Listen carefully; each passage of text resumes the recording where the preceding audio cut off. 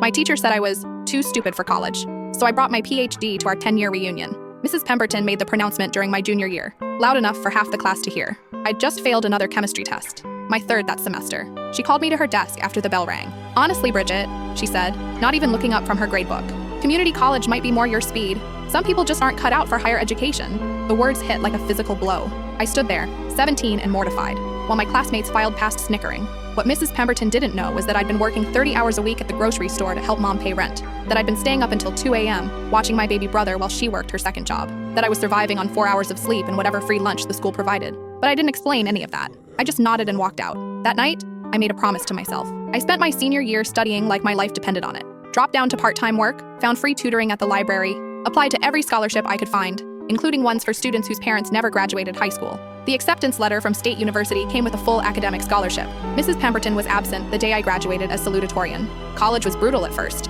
I felt behind in everything, constantly playing catch-up with classmates who'd had AP courses and SAT prep. But I'd learned how to work harder than everyone else, how to ask for help without shame, how to turn spite into fuel.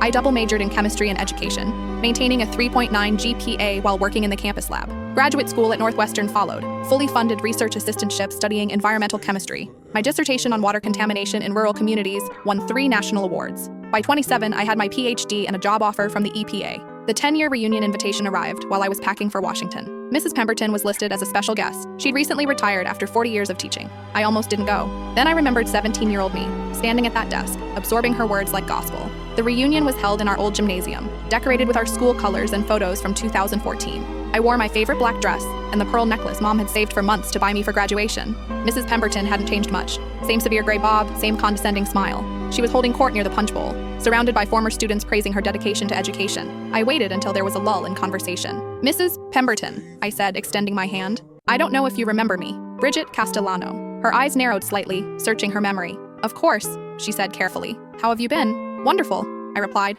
"I wanted to thank you, actually." She looked pleased, probably expecting the usual teacher appreciation speech. "You told me I was too stupid for college," I continued, pulling out my phone. "It motivated me to prove you wrong." I showed her my EPA ID badge, then scrolled to my PhD diploma. "Dr. Bridget Castellano, Environmental Chemistry," I said. "I start at the Environmental Protection Agency next month, leading a team of 12 researchers." The conversation around us had stopped. Mrs. Pemberton's face cycled through confusion, embarrassment, and something that might have been recognition. I don't recall saying that," she stammered. "I do," I replied calmly. "Every word. It changed my life." As I walked away, I heard whispers spreading through the crowd. By the time I left, half the reunion knew the story. 3 weeks later, I received a handwritten letter. Mrs. Pemberton's shaky penmanship filled 2 pages. Apologies, explanations about difficult students and high caseloads, hopes that I'd consider forgiveness. I never replied. Some lessons are more valuable than apologies.